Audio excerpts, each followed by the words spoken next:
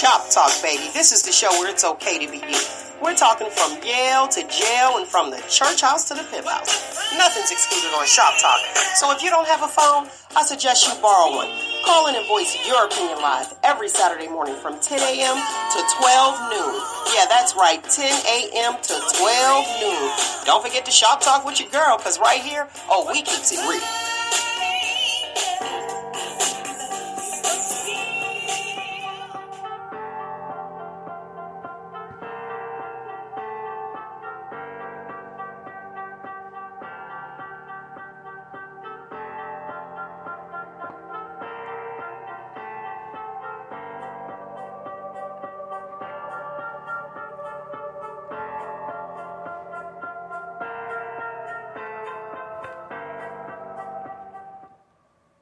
Good morning, and welcome to Shop Talk with Bell. What's happening, my lovely people? Y'all know I couldn't wait to get on here, so let's just jump right into it. Queen Elizabeth II that went on to glory, whichever glory that is, per Black Twitter. Black Twitter. Listen, is there a time like where it's too early? I'm like, they don't really care no more. They just have at it, man. They just go off. They are totally. Look at Nick going off talking to somebody. I don't know who, because we can't hear her. Huh? Can't hear you, Nick. I keep forgetting. The internet has no chill, period. So they went in immediately. Absolutely. Wow, they are just losing it on the Queen. Right. Like, they are not hailing the Queen at all. They are going straight shade on the Queen. They're going crazy on the Queen. It's like the Wizard of Oz. You know how when they was like, how the witch is dead? Like, I didn't know that many people disliked her. Yeah, it's a lot of people that did not, I would say it in this way, they detested the Queen. They did not like the Queen at all. They was not feeling her at all, because I have a cousin, he posted up a few different little facts about how England had stole a lot from Africa. He had been posting things of that nature. And I'm like, whoa, so yeah, a lot of people didn't like the Queen at all. Listen, I didn't even know it was a thing with the Italian Twitter. You got Black Twitter, you got the Italian Twitter. I didn't know about an Italian Twitter. Listen, they went in first to make it okay for Black Twitter. Go ahead, Nick, what you got? Oh, wow. Like, listen, yeah, I wonder how Meghan Markle feels. She's probably a little bit relieved now. You think? Probably. I would say that she probably is too, because, they put so much pressure on that for a woman about, nationality not being of, a pure blood descent, I guess you would say. So, yeah, they really put them through it, And I respect, her husband. I respect the prince for, for just following love. For just falling in love and saying, we don't need none of this. Let's just go. Let's just go be in love, be happy, raise our kid, and say, hey, we'll see y'all later. That takes a lot of nerve to just walk away from the monarch, right. And just say, we're going to go be on our own and we don't need anything, So, of course, it was a lot of pressure because, they've had that tradition for so long, and, for him to just walk away and say, hey, I'm done. I can't do this. I love this woman, no matter her color, creed, or whatever the case may be, that's a stand-up guy right there. That takes a lot of heart. Okay, I give you that, which this situation actually brings us to our topic, the bait and switch. Meghan knew going into that situation how it was going to be. That's why I'm like, okay, wait a minute. So you went in, you were like, okay, I know he's the prince. She probably didn't think that she would be treated differently. And I think that Harry actually walked away when they said, how dark are your children going to be? I think that was the point. But even like, it seems as if they embraced her. His dad walked her down the aisle when her dad pulled out. You remember all of that. All of that. Hey, listen, I want you guys to join in this conversation. Comment down below. Call in 619-902-2287. I want to hear your thoughts on this. And we going to continue with some facts. Actually, a known fact. Nyk, regarding the monarchy over there. The hierarchy. Now, with the hierarchy, why they trying to act like, put it this way, whitewashed a little bit. Charlotte of Mecklenburg-Strelitz was Queen Elizabeth's, let me see, great, it's either great or great grandmother. She was black. She married into the family as well, like Meghan Markle. She was. That's probably what they didn't want to repeat.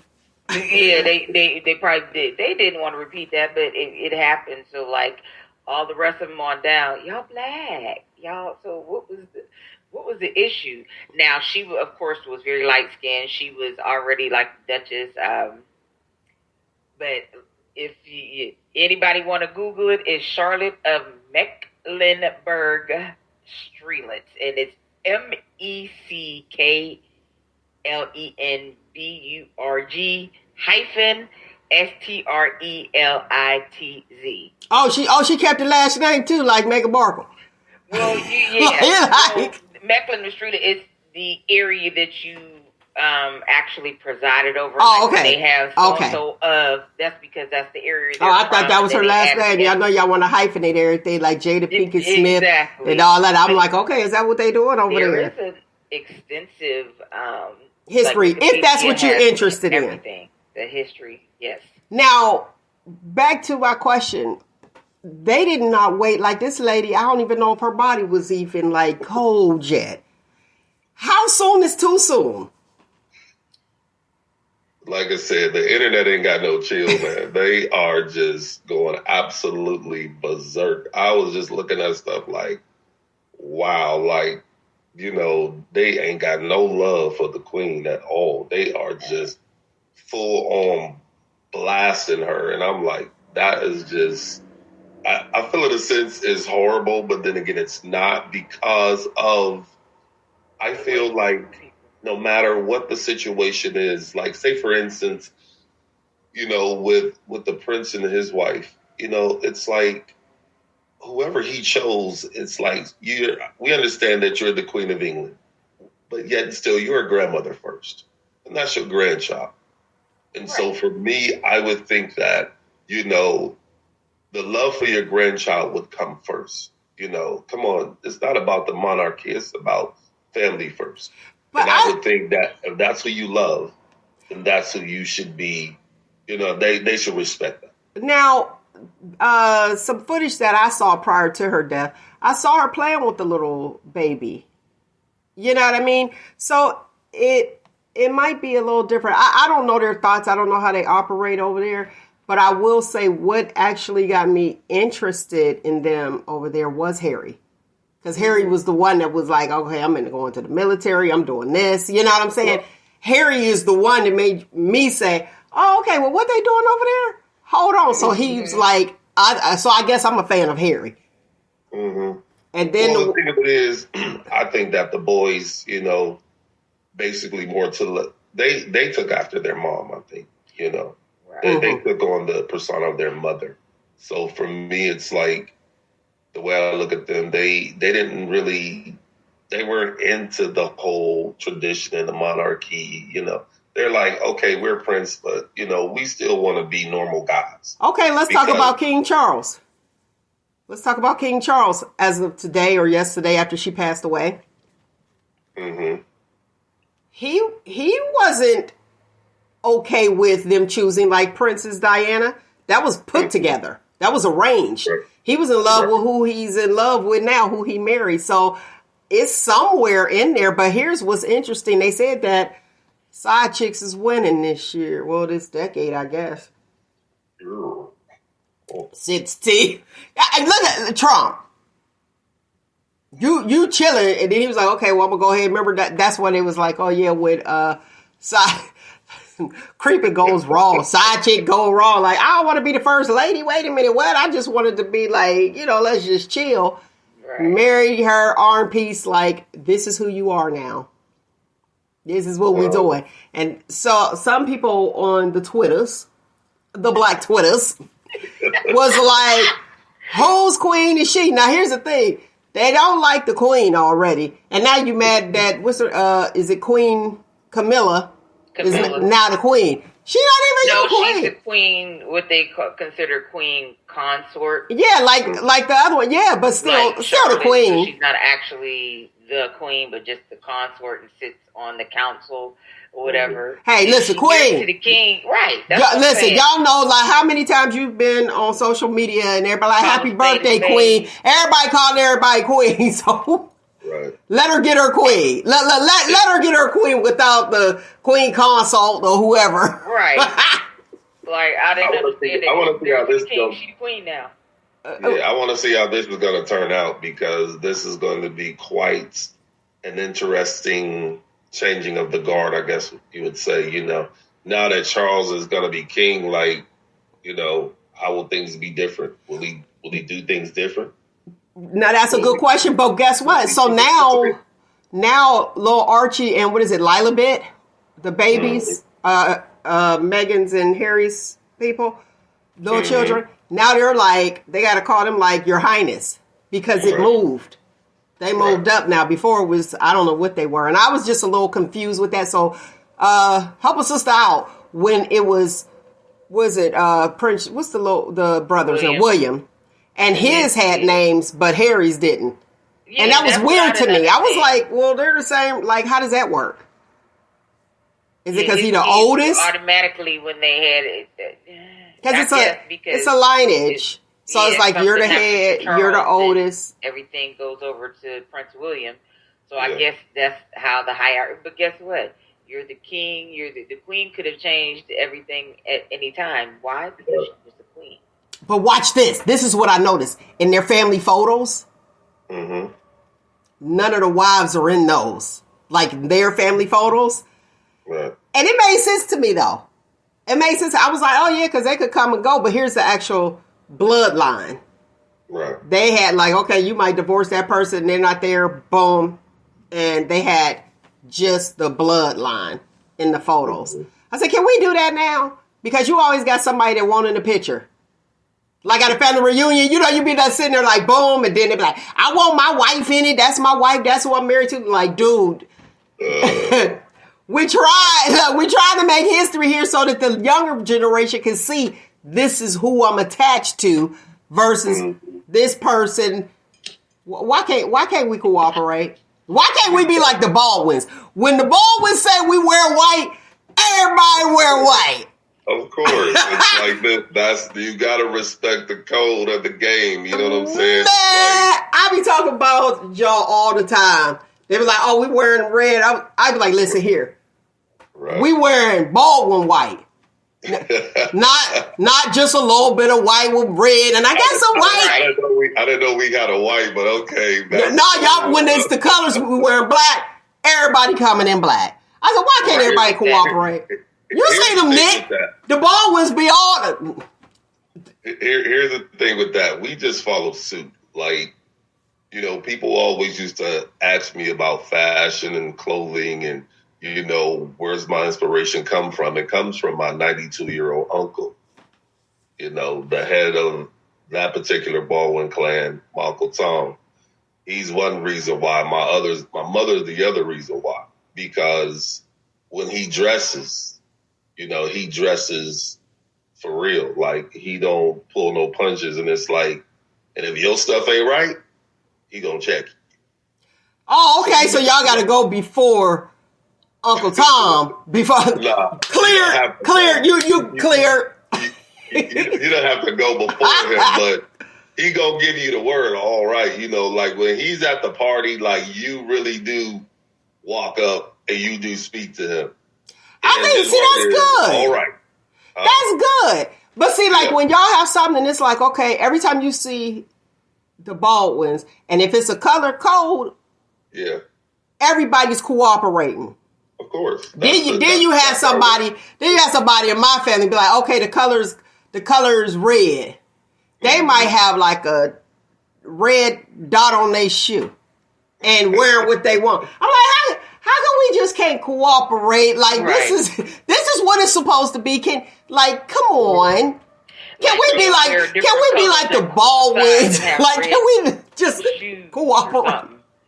Because a lot of times what people do, because white is sometimes a very, very tough color to find. That was just an example. That was just an example I was using. Yeah, I know, but you got to just search high and low. But that's what we do. We believe in, if we gonna rock it, if white is the color, then we gonna rock white. And I respect that. You know why I respect it? Because it's clear that y'all respecting whoever's party it is. This is what they asked for. This is what we gonna do. But a lot of people just don't be cooperative. They wearing what they want. Like, this is what I got. This is what I'm wearing. And it's like, okay, but man, can we do right? Like, that's just a part of us. Fashion is a part of our family. Clearly. That's a part of what we do. People would come to the parties just to see we rock, and so that's just who we are. Like I said. We just fall in line and, and rock what we're supposed to rock. Let me tell you this. I'm going to tell you a quick story before we get into this real quick. Right. It was a Baldwin that was my little boyfriend back in high school. We go not say the name you already know. and I'm sitting there, boom, dressed every day. Every single day. So, and anybody that knew me, I always hung around the guys, and we used to just crack boom. They be like, oh, Mel, they go, your boyfriend, he dressed in his suit. He got his suits on. And I'm chill with the fad, stuff like what we got, boom. So I'm over here hip hop. He dressed all up. It was so weird, though. Right. This one particular day, I'm getting off the bus. My homeboy, Bucci, Ed Carter, he was like, Mel, I seen your boyfriend. He was like, yeah, he got on a green 3-piece tweed suit. Now, here's the thing. Right. So here's the thing. Why am I believing Bucci of all people? But, but watch this though. And I'm sitting there and I'm imagining a green 3-piece tweed suit. So my boyfriend, he is such a sweetheart. I don't want to laugh in his face because in my mind it's this green 3-piece tweed suit. Like, oh my gosh, what is he doing with a tweed suit? So the green, the green is going with the tweed and the color, like, I'm like, what? Tweed? So the entire day, it was about 7:15 in the morning. The entire day, I dodged him. Because I used to ask him, I'm like, how come you don't wear like jeans or anything like that? And he said, and here's the thing, so I'm on the phone with him like before, he was like, I'm going to surprise you tomorrow. I said, okay. So Bucci had no idea of this conversation the day before that he going to surprise me that night, right? So when I see Bucci, he's talking about, I see your boy, he got on a green 3-piece tweed suit. I'm thinking, no, this can't be the surprise. Dodged him all day. He didn't think I went to school. When I seen him at 3:15, he's like, I didn't see you all day. I was trying to find you. He had on a pair of stonewashed jeans. I was so mad at Bucci. And then I told him he was rolling. He was like, what? I said, yeah, that's why I was dodging you, because I didn't want to laugh, because I know I can't hold it. Like, what is that? Oh, God. Like I said, for us, fashion has always been a part of our family. Yes. So, yes. That's just who we are, Like I said, we known for fashion, If it's called for the color white, we rock white. I appreciate that, and that's how we need to be. But that's why I'm saying the old switch and bait. People will sit there and they'll be like, oh, okay, well, that's what it's going to be. All right, I got you. I'm coming. And soup you all up. You like, okay, and then you going to come in and play the game. Quit playing.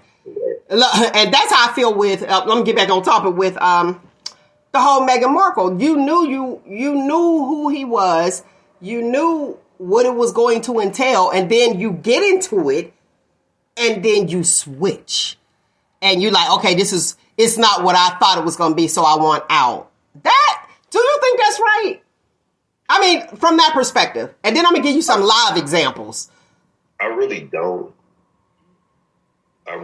Because I feel like, if you know that they are all about, if you know that, the country that you're in, and you know that they are the royal family, and you know what their tradition and what they consist of, and they've had that tradition for hundreds of years. Right. And you turn around and you want to become a part of that world, and then all of a sudden, once you become a part of it, then you really, really, really get the insight of what it consists of, because you thought it was going to be this way and it ends up that way. I mean, I feel like she's not right for getting in it and then changing her mind. You know what I'm saying? And then let me hear from Nyk real quick. Go ahead. What's your thoughts, Nyk? I feel like this. They were dating long enough for her to ask enough questions, and even if she wasn't able to get as close as she wanted to, which I doubt that very seriously, they were dating long enough, so you knew what it was when you. It was groomed. Decided to say I do. Mm-hmm. Period. You knew what it was. So yeah, if that's not a lifestyle you wanted to do, that should have been discussed beforehand. It should have been. I'm sure it was, and they groom you. Because remember, she had the whole wedding and everything she had to be groomed for. Exactly. Now, let's talk about this. This scenario. So you marry someone, they have children. You marry someone who's been previously married. They have children. And 2 weeks after you get married, the ex-wife dropped the children off with the father and his new wife. And she bounced. Like, done. Like no visitation or nothing. So here you go. These are your children. Now you have a new wife. Here you go. Y'all raise them. Do you think that's the switch and bait? I mean, the bait and switch. So. I think so. I feel like, when you have children, that's a package deal, and for her to just bounce on the kids, I feel that is not right. Because they're your kids first. You know what I'm saying? They're the mothers, But they're the fathers as well. So right, but I'm saying you all birth the kids, the mother is the first, you all are the first sign, you know what I mean, as far as a child. You all comfort the kids, you all are they came from, but it's the same relation. It's the same relationship. Think about it. Go ahead, Nyk. What you got? Not so much the relationship is the fact that you carried that child for 9 months in your womb. So it's a different type of relationship with the mother than it is with the father. Of course, their relationship is strong too, but because you carried that child, everything that you ate and took in nourished that child for those 9. So it's not okay for a mother to drop her children off, but it's okay for a father to drop their children off. It's 50-50. No. But it's 50-50. But like to not have any, for both of y'all to just go about your business, not have any contact, no nothing, that's wrong. It really is. Yeah. I believe everybody's not a parent. Because then you don't think about the child and how it affects the child. Because the child is the most important thing. See, when we get into children, that's just, that's a subject I take very sensitive, because I feel like, as the saying goes, a child is not asked to come into this world, and the thing of it is that when it comes to children, it's like, hey, you have to understand the responsibility of being a parent. Okay. And now watch this, because we're going off. I just wanted to ask that question. Okay. Here's the situation. So I'm going to use me because it's easier to explain. I marry a guy who has children. Mm-hmm. the mother has the children. So we get married. Then 2 weeks after we get married, that mother drops the children off. So I'm an instant mother. Drops them off with the dad. Now, I was asking, do you believe that is that a bait and switch? Because to me, it sounded like it was planned. Mm-hmm. It's like, wait, 2 weeks, you just go drop off and be like, okay, I'm out. Like, what happened to, especially if you're, and like Nick was saying with Megan, you dated for a while. So you understand the every other weekend or the visitations. You're okay with that. But to be like, here you go, and now you're a full-time mother. To me, I was like, is that planned? Was that planned? Like, what the heck? Or if not playing with the husband, probably was playing with the ex-wife and her people. Could be. I feel like it's still wrong because you shouldn't just throw somebody in that situation. That's just sound like some straight baby mama drama to me. I mean, it's like, why would you just take your kids and just drop them off without any? Ain't no baby mama drama. She said the mama out. But watch this. Is it wrong if I decide to leave him? I would think so. So you okay, Nick? Go ahead. Now we got a conversation. Do you think it's wrong if the new wife decide to leave?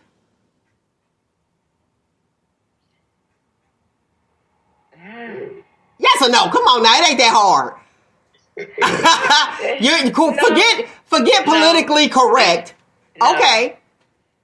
I think it's wrong. Why? Because it's a package deal. Because if she knew he had kids, then like every other weekend. It's not a package. Not 24 hours. It's a package deal, but you did not know that you were going to be raising them full time. So yeah, if that was discussed ahead of time again, yeah.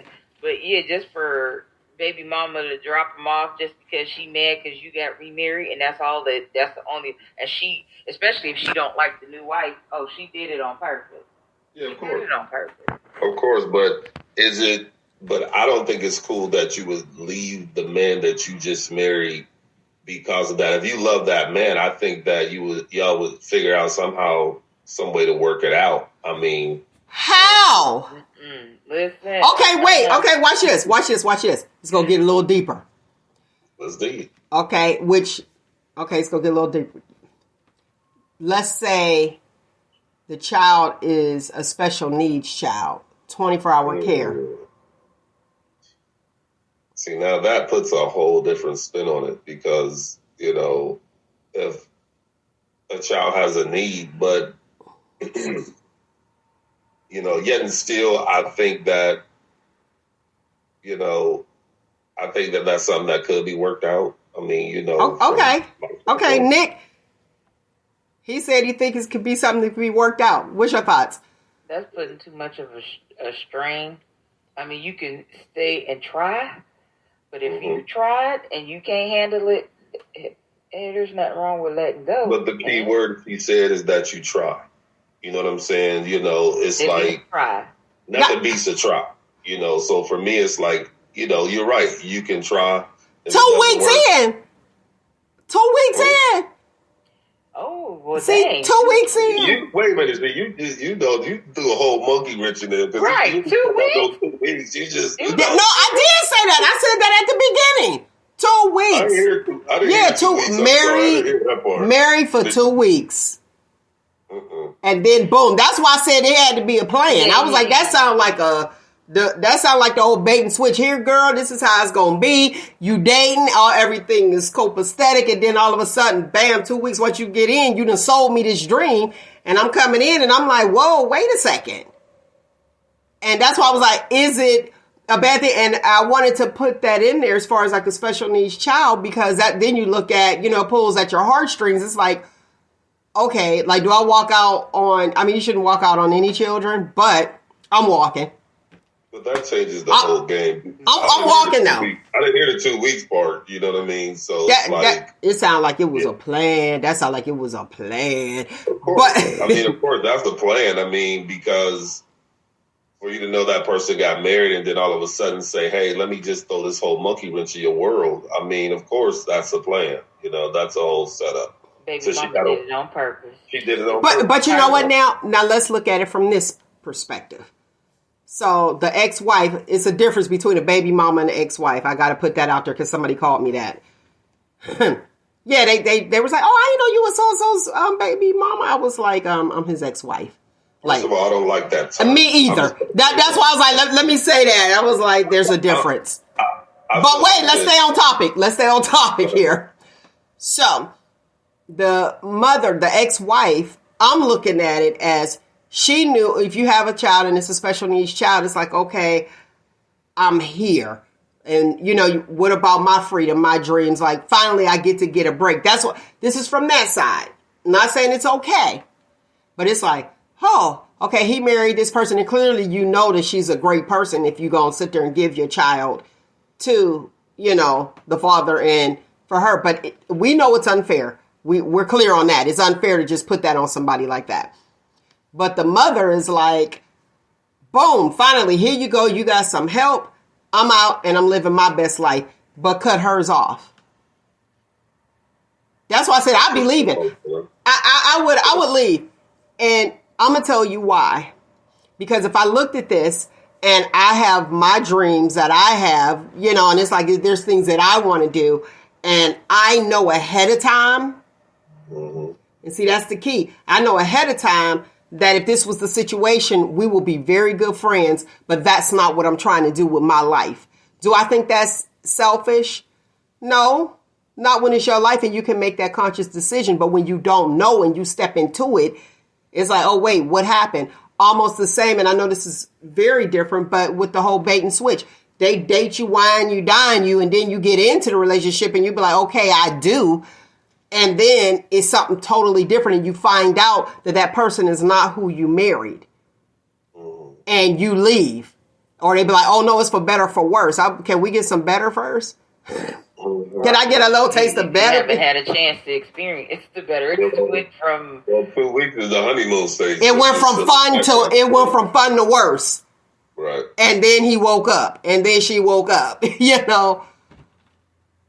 So what's your thoughts? Like, when is too early to ask those questions regarding?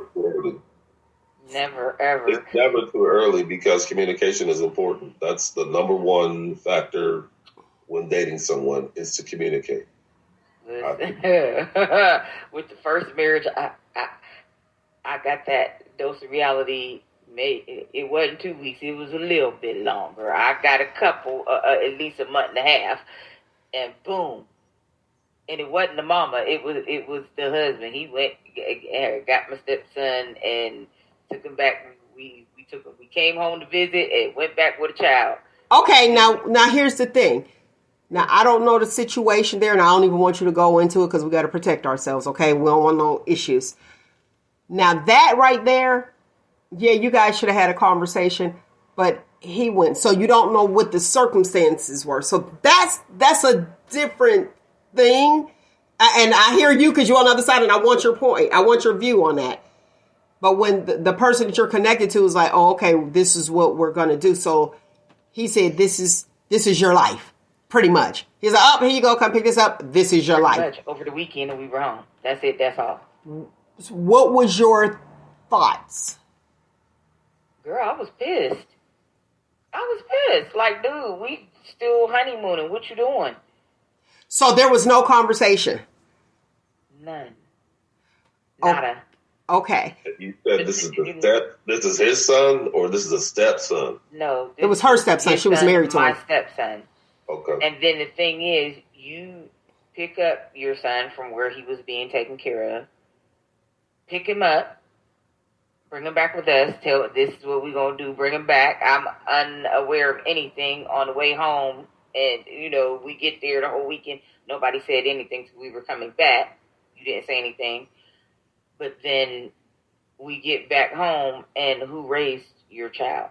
Okay, now here's 2 months that we did have him. Let me ask you this. It wasn't daddy. Let me ask you this. So he didn't pick the child up from the mother? No. Okay, see, that's what I'm saying. Okay, that's different. So the mother's not raising the child. Okay, so I can see that a little bit. That's different from the mother having the child to the old draw. No. Hear me. I understand your point, but I'm saying from a mother having a child and dropping the child off versus if the child is in a bad situation or somebody else is raising the child besides the actual parent. I believe that the father, this is what you do. Now, I don't think it was right how it came to you because it's like, oh, wait. So he just made you, there you are an instant. You're a stepmother, but you are a 24-hour. You are now mom. So it sounds like you were going to say that he disappeared too. So you were there. You were the mother. So your life stopped. Mm-hmm. Okay. Yeah, that's. Yes, and my stepson, when he got older, he let his mother know, and she and I are cool, very cool now. Mm-hmm. And she always, even when I see her, whenever I see her now, thank you because you helped raise my son. And that's a thing now. I'm noticing that's a thing now that you have parents, and I'm not talking about your situation, so let's be clear to protect myself too. But I do see where there are like step parents that are no longer married to that person, that they're raising other folks' children and they're living their best life. I see that so often, and it's like, okay, you living your best life. There's the father over there with somebody else. There's the mother with somebody else, and the child is here. I'm like, where's the responsibility? When are they held accountable? And then that's sad when you're not raising your own kid. I'm just gonna say it. Whatever the case scenario may be. I mean, he was in the Army. But, he also let... You can't give all that detail, Nyk. I got to cover myself because they can sue. That's easy. I'm like, let me just put it out there. They can sue. You got to be a little bit evasive. Yeah, but that nightlife got to him, too, down there. Okay, well, he's not here to defend himself, so we ain't going to worry about that. Okay. But what I'm trying to say is the old bait and switch. When I asked the question, when is it too early to ask those questions? And Art, you said it's never too early. It's never too early because the simple fact of the matter is if you're dating someone, communication is key. You need to know every aspect of that person. You need to definitely talk to them about everything. Yep. I think we lost him. He got to do something, switch turn, do something else. When you ask those questions, some people might turn away. What's your thoughts, Nyk? No, because I mean, in order to, you got to ask questions to know what you're getting into. You got to. And, if that person doesn't understand where you're coming from, especially if they want you to understand where they're coming from, then it's good for everybody to just advertise early. Just, okay, you don't want me asking questions, okay, fine, but you want me to understand your situation. It ain't gonna work. But some people feel like, okay, well, she asking me all these questions, it'll run me off. What's your thoughts? Well, then it wasn't gonna work in the first place. Okay. If that's how you feel, it'll run me off, because my thing is, you want me to understand your situation and not ask you questions, but you don't want to understand where I'm coming from and why I'm asking questions, then it's going to be a one-sided relationship, period. Point blank, end of conversation. That's how it's going to be throughout the relationship. Okay, so first dinner, and you'd be like, okay, I'm ready to get married. Is that too soon? Oh, yeah. Is it? Way too soon. Is it way too soon? Is it? Yeah, the first Whoa, wait. I'm not saying to that person. I'm just saying where you are. Yeah, that's too soon still. Not the first dinner. No. Well, what are you looking for? I'm ready to get married. That's too soon? That's too soon. I mean, like, you don't even know what their favorite food is yet. You don't even know what what their favorite color is. See, to me, I think that communication, like I was saying earlier, you have to find out every aspect of a person, before, like. So do the homework. I mean, you got to talk first. You got to talk about everything. But that's a conversation. So over 40, there's a lot of people. Over 40. That'll push somebody away. So here's the thing. If your intent is to get married, so do you just sit there, date the person, have a good time, and then switch and be like, oh, I'm ready to get married? But you didn't tell me that at the very beginning. Versus sitting there, because if I know off top, it's like, okay, well, this person's ready to settle down and and at this age, they probably already been married or ready to remarry. So they told me, boom, right there, I'm ready. I'm looking for a wife. That's what they said. I'm looking to be married. Mm-hmm. So okay, is this going to be the first date or the last? The first of many or the last? Because if you are not ready to be settled down and married, see, I'm going to be honest with you. You can't settle down with me. Either it is or it's not. Or we just cool and have an understanding. So I'm like, tell me everything so I can be okay. You know what I mean? And I can know and be clear and say, oh, okay, so this person looking to get married. Am I ready to get married right now? Oh, no, I'm not. So, okay, we could be cool. So you know what compartment to put them in. Be like, or department. It's different strokes for different folks. But you said it's too early. I appreciate the honesty. Both of you guys said that's too early. Yeah. I mean, like I said, it depends on where you're at in your life. I mean, you have some people that are ready to be married. You have some people that, they're trying to date first. They're trying to get to know the person first before they actually talk about marriage, but the way things are in this life now, I mean, everything is so different. A lot of people have stepped away from traditional dating and just kind of like, So dating with a purpose. Is something wrong with dating with a purpose? There's nothing wrong with dating with a purpose. If you have a purpose that you want to be married and settle down, then that's fine. But I feel like make sure that person that you're talking to has the same mentality that you have. Because if you don't, then basically it's like that's a waste of your time. And see, Nyk got her finger up. Go ahead, Nyk. I want to hear. I want to hear you, darling. That don't always work because what's that? Like you said, dating with the purpose, and you let that person know your purpose, and they can be like, yeah, that's what I want. Bait and switch. Lies. Mm-hmm. Lies, and more lies. But are they saying that just to continue being in your company? That's something that you got to really think about. I just feel like, when you and I'm just, pulling the number over 40 and not, younger, yeah, you be like, oh, hold up, wait a minute, I'm trying to live my life and whoop-de-woo. Over 40, let me ask this first to you, Art. Mm-hmm. Does this still stand?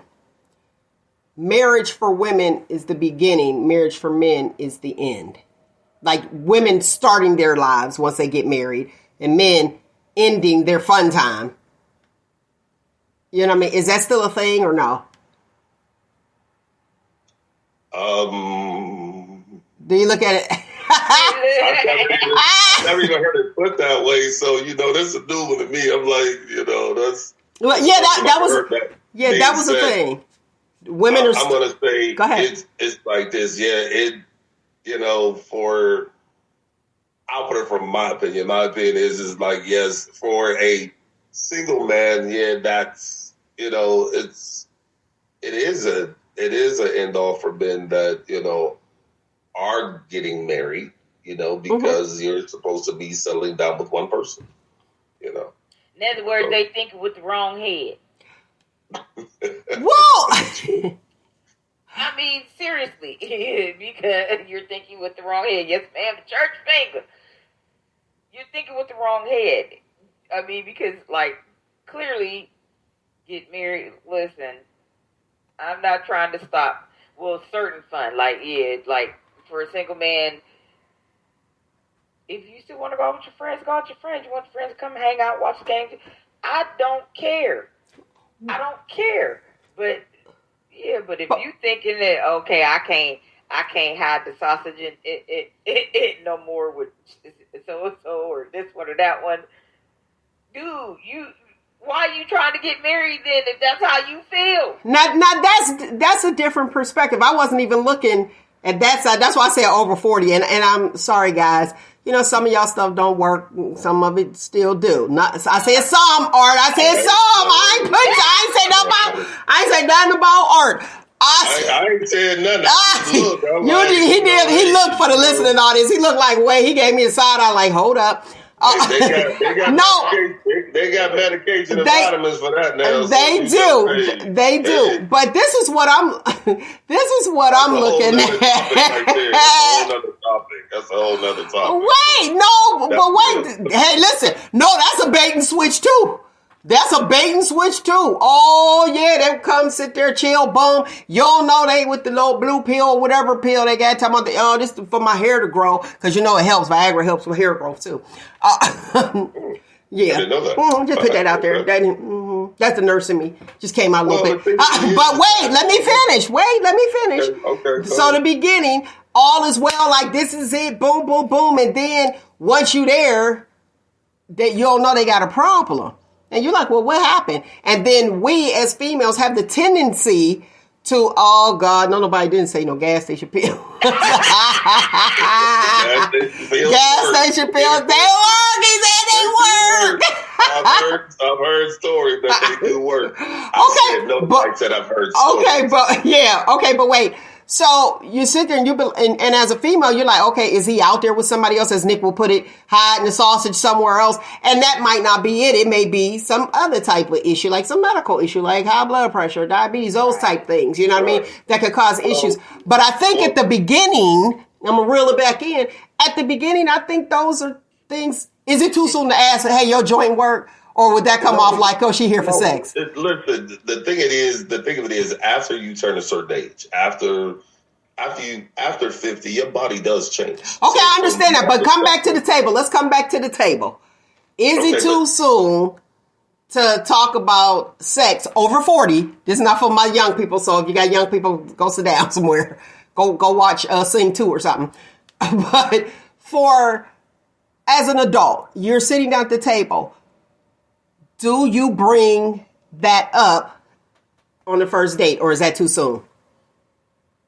I mean, I feel like no question is a dumb question. It's like you ask what you want to ask.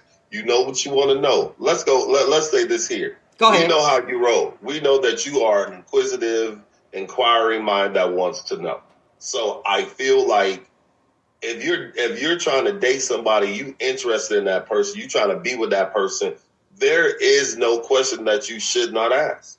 You know, does it work? Yeah, I think there's nothing to be embarrassed about. If you trying to be with that That's why I said over 40. Yeah, mature conversations. Especially after you're over 40, because the body does change after 50.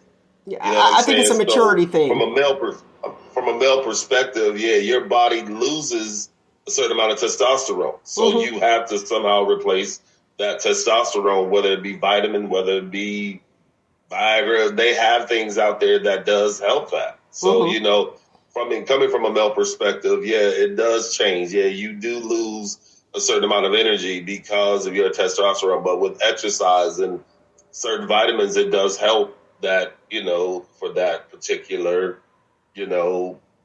dysfunction, disorder, or that, loss of stamina. Okay. Go ahead, Nick, go to the comments. Mrs. Dimple said, my thing is tell me everything. That way I can decide if I want to deal with your BS or not. Thank you, especially when it comes to that, because, listen, at our age, I still want it. And if it don't work, please let me know so I can move to the next. Move left, something. But the thing of it is, they do have vitamins for that. They do have. I had a friend and them vitamins didn't work. That was over 50. It did not work. I was mad. So, they don't work for everybody. I mean, did he do everything? Y'all know Nick keep it real. I'm so grateful. I had to sip tea. I'm so grateful she didn't say the name. No. But did he compensate for that not working? Yes, he did very well. of that. I want to get poked, man. Look at R's face! And look, wait. Did the camera freeze or did he just pose? You know he an actor. You know it froze on the right part, right? Yeah, it was just like. But I'm just saying though, like after a while, that dude, we got to do something. You better buy a strap on or something. Well, I feel like this: when you find a woman that does have a high sex drive, a high libido, compensate.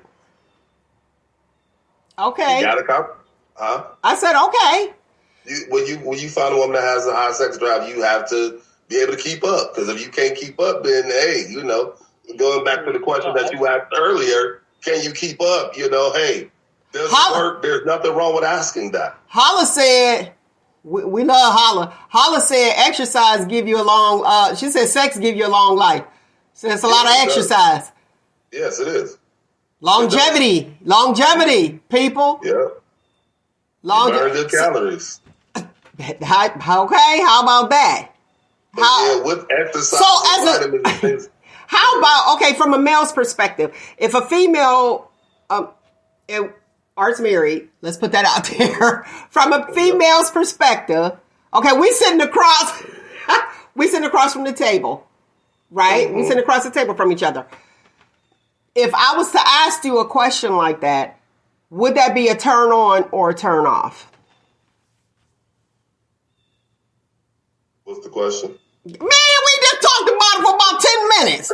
Your joint work or not? You know what I mean? Turn off or is that a turn on? Well, not even on, but would it be a turn off? If a chick was direct, like I'm very direct? I don't think so. I mean, for me, I'm built different. You know what I'm saying? So it's like to ask. Generally from a guy, from your homeboys. Let's talk from your crew and the people in your crew collectively.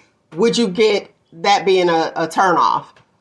Or would you think that she's just trying to have sex with you and that's it, No, I mean, there's nothing wrong with asking that type of question. You know what I'm saying? I mean, like I said, you want to know every aspect, So, yeah, I mean, does it work? Don't it work? Do you have a high sex drive? I mean, those are questions that you should ask. Like I said, communication is key. You want to know what this person is about. If you don't know this person, then you're going to want to ask all the right questions. You know what I'm saying? Because you're trying to learn about this person. You're trying to see if this person is for you, if you're interested. I feel like, hey, there's no bad question. Communication is key. Now, you got to know ahead of time. And I agree. And I keep saying over 40 because here's the deal. You have, we're older. Mm-hmm. So us being older, I don't have, and I don't want to sound rude, but it's the truth. Just tell me what I need to know. Tell me the importance, just like what Mrs. Dimple said. Let me know if I want to deal with this. Fast forward this so I don't have to sit here and find all this stuff out. Yeah, I want the Clef Notes. Okay? All this stuff about you that'd be like, okay, I don't even like this person anyway. So now I done wasted how many more years? You know what I'm saying? And the reason I say that is because I said it. Usually at this age, you've already been married. You know what I mean? So you may have been divorced. And it's like, okay, now I know what I'm going to put up with and I know what I'm not going to put up with. And do I really want to get out there? There are so many single people out there that prefer to be single because they don't want to deal with it. And they're looking at, okay, being married or being a wife is you want me to sit at home, bake cookies and take care of you while you work and you want me to work, because that's what's happening right now. Both people are working, but for some unknown reason, the husband or the man want to sit down when he get off work, but the wife is still working. So she get off work and she's constantly working all through the day. Okay, now I got to cook for you. You want me to bring this to you? You want me to do that? And it's like, well, I want my wife. Well, do you want me to work too? Come on. And a lot of, I've noticed, a lot of females remain single, and it's not because they can't find a guy, because they still want to live and they still have dreams that they want to conquer.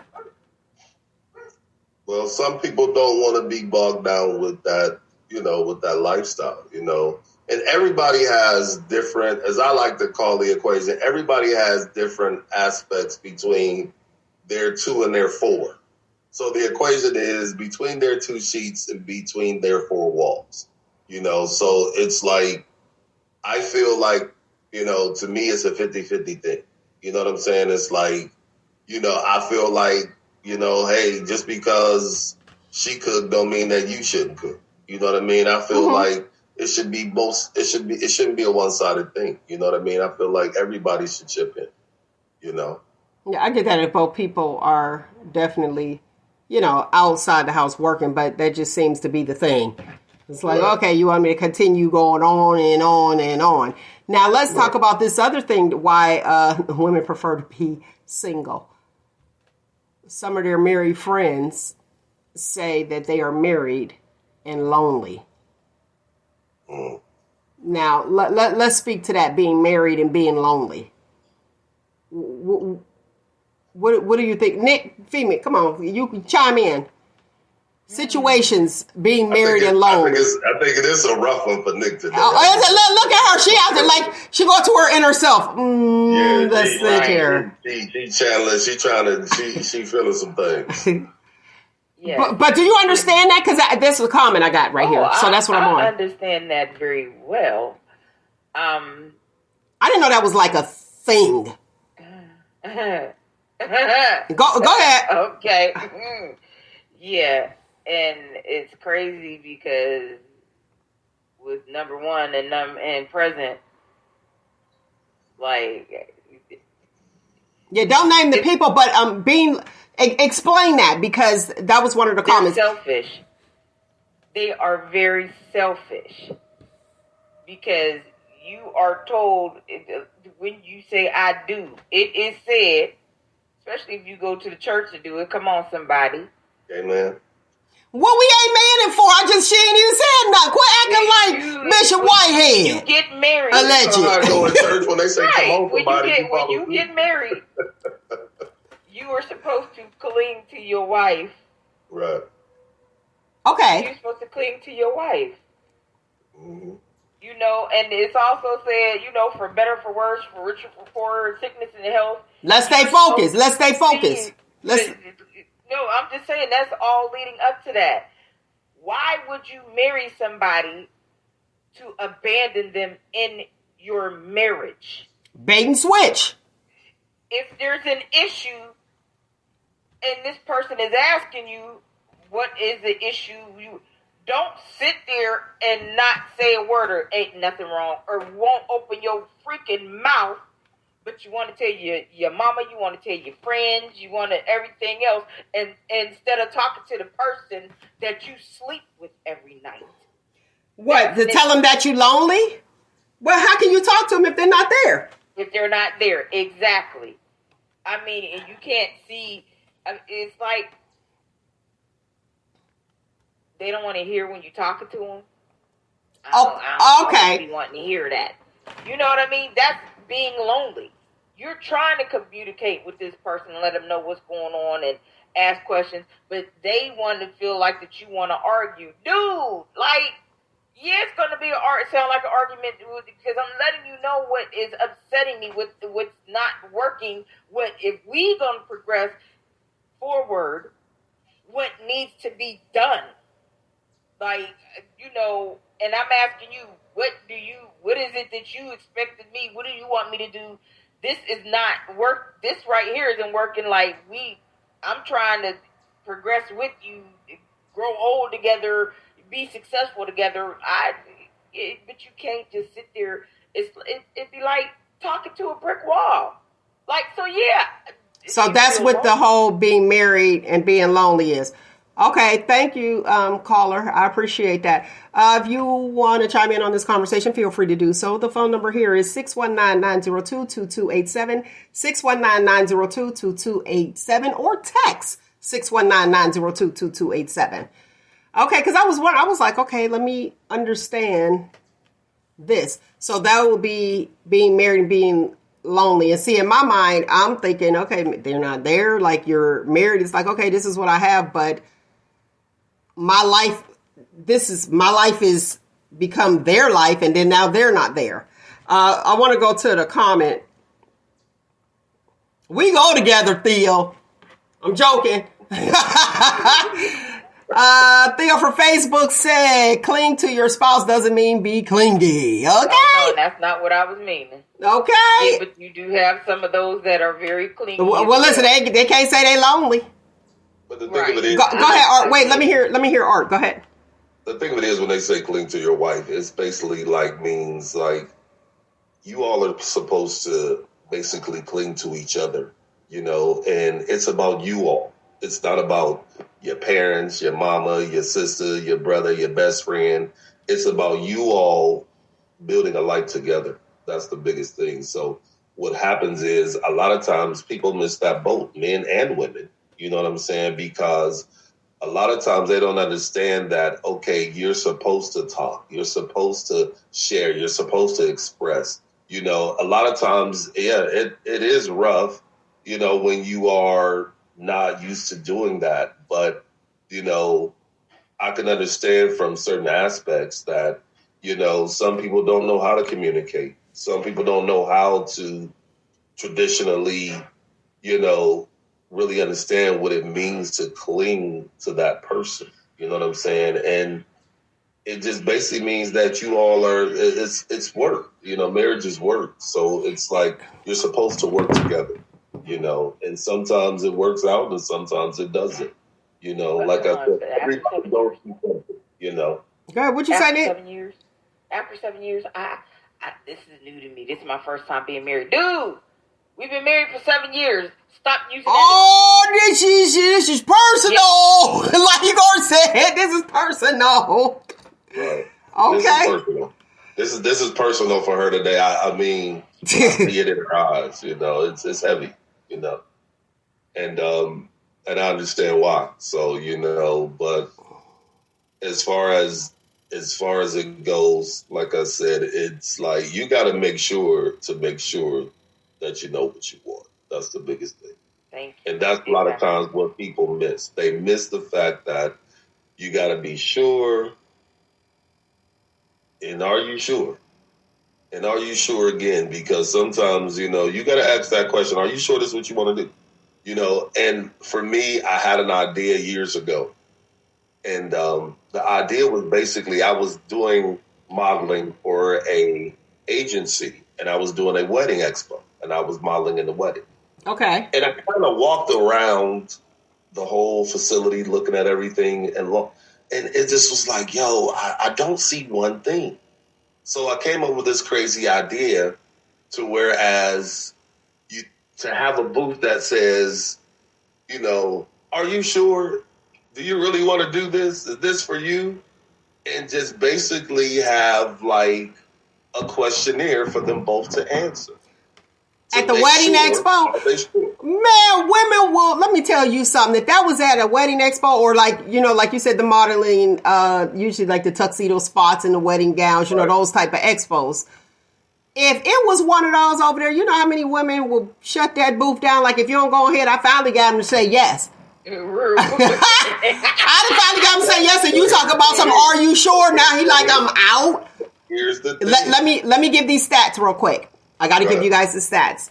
The stats on singles now, actually, 2022 is 48.2% of single people wanting to be single. 48.2% would prefer to be single. Isn't that something? That is.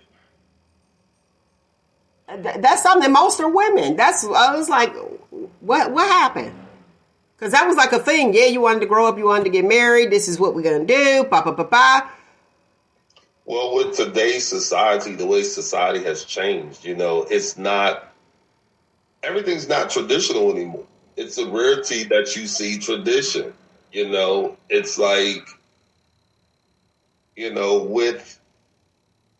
with technology, everything has changed up a lot of different things, and a lot of times, people are, like you said, living their best lives. If you look on Instagram, you got, people that's making money off of fans only, and they have so many new sexualities. It ain't funny. I mean, like, I ain't never heard of pan and pansexuals and stuff. Mm-hmm. And all these.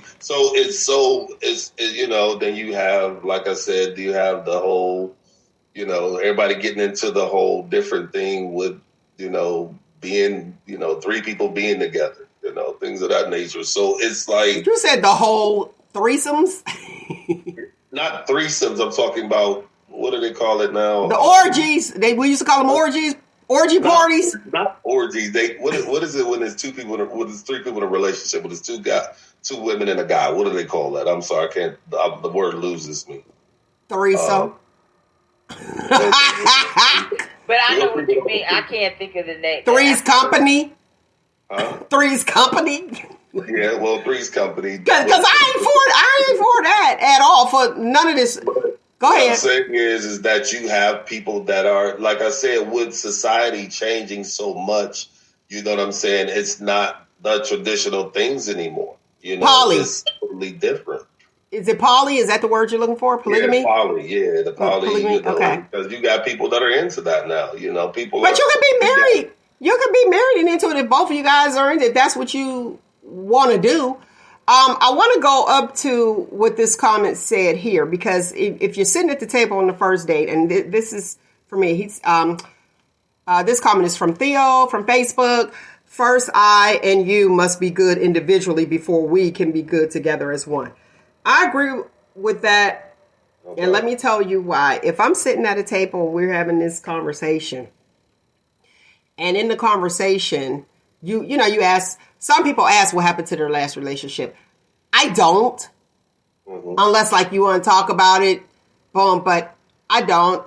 I'm going to meet you. I already did my background check. Let's be real. Because I do that before we even sit down, because I don't want to be sitting across from the killer. Okay. Yes, we know you have. She got access, right? Got the plug on it, That's you. So you had a conversation, and then if it's a sad conversation and you hear all of this, I look and I'm like, dang, that's tragic. That's some tragedy. And then I know going in, see, this is a going in tragedy. And if the entire conversation is tragedy, I already know this relationship is going to be tragic. This relationship is going to be a lot of work for me, because guess what? I'm going to constantly feel like I have to lift you up. Where's your happy? So I'm glad that Theo did actually put that there. Yeah, both of you guys got to be good. So if you have that, and I hate to call it baggage, but if something broke you from before, or you're broken from some issues that happened to you in your childhood, and you're over 40, I'm not your girl because I'm not a counselor. Well, and you don't want to get therapy, because there's a lot of broken grown men out there that don't want to get therapy, and some people look at them as being a narcissist. This is true. I mean, and you know what? The mental trauma that people go through does affect their lives in a lot of ways, and especially when it comes to relationships and dealing with other people, and you're absolutely 1,000,000,000% right. We as Black folks shy away from therapy, and we do not realize that the mind can be just like catching a cold. It's like it can get sick too. Absolutely. And it needs therapy, and it needs healing too. So yes, I was just talking about therapy to my good friend and my partner, and it's like everybody needs therapy. I'm going to say it, because everybody's infected in one way or another. Mm-hmm. I agree. And that's important. It's like we need mental health is the most important thing, because the mind affects the rest of the body. Now, I'm going to tell you this. Mentally there, then that's a problem. I've been accused of being a runner. Everything, they be like, they be like, she's a runner, she's a track star. Listen though, because we was having the conversation that we're having today, and it was like,